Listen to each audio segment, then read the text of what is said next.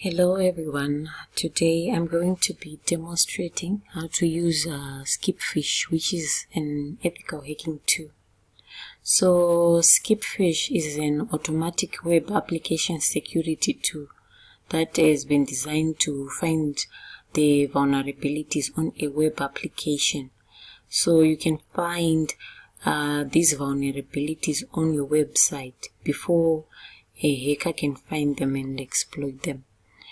Skipfish is applicable across platforms which include Linux, Mac, Windows. It is a powerful scanner that crawls the targeted website and fully scans all the pages. It then prepares an interactive sitemap for the targeted site by carrying out a recursive crawl and dictionary-based probes. The resulting map is then annotated with the output from a number of active security checks. This final report generated by the tool is meant to serve as a foundation for professional web application security assessments. So as a security scanner, it is very efficient and can be used to spot vulnerabilities such as SQL injections, directory listings, and command injections, among others. So through the use of handcrafted dictionaries, this tool is able to give results that are accurate within a time frame that is favorable to the user. It also performs an in-depth analysis on the content available on the site and can use this information to automatically construct a word list. So I'm going to demonstrate how to use Skipfish, which is already installed on my Kali Linux. So after opening Kali Linux, you need to navigate to your applications and under web application analysis, open Skipfish.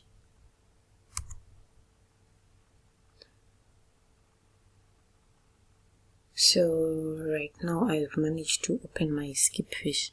So now I can check commands and properties that I can put under Skipfish using Skipfish -h. So these are some of the properties I can put under Skipfish. The authentication and access options are given there, the cross-scope options as well, reporting options, dictionary management options, and performance settings. So for me to be able to perform a scan using my Skipfish, I have to enter Skipfish or indicating the output. So I'm going to put my output in a folder called skip, which is not yet there. So when I run the scan, it will be created. So I'm going to scan a test website for Nmap, which is called scanme.nmap.org. So this is just giving me some information. So if I wait more than 60 seconds, it will automatically start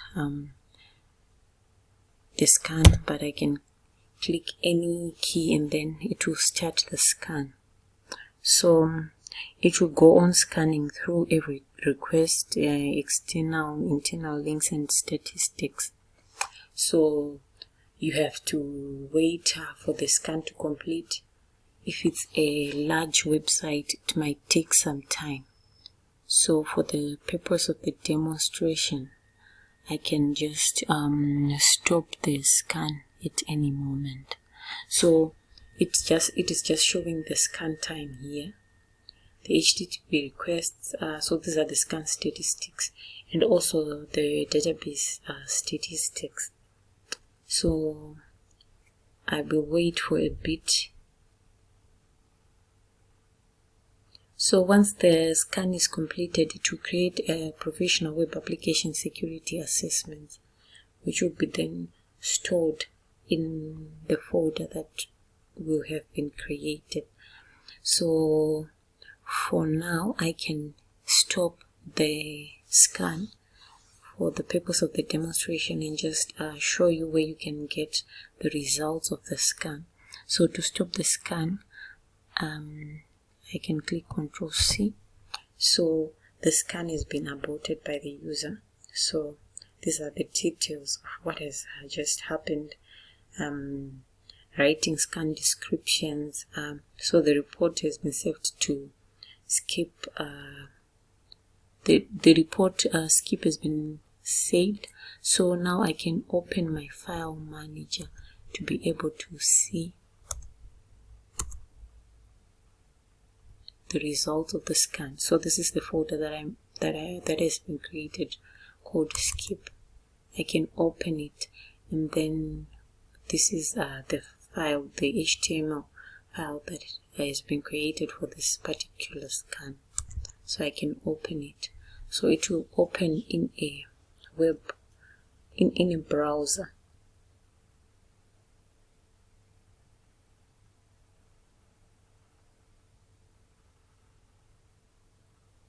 So these are the crawl results that have been produced.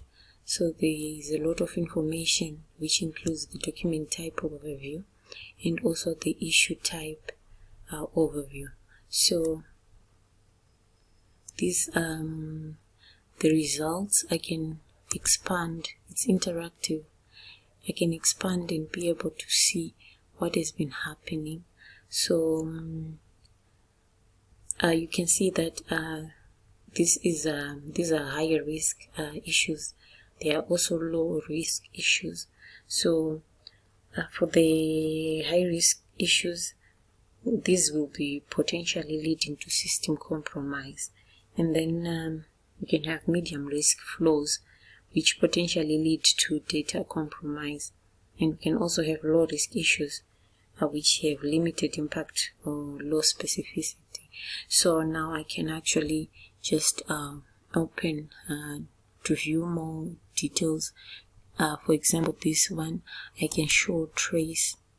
So these are the details for this particular issue. So I can see the details for this issue by actually expanding and viewing the trace. So one can actually view more details to do with issues that have been found on a particular website. So this is how you use Skipfish to scan a website and view the details and actually show more details about these risk issues that would have been found on that website. Thank you.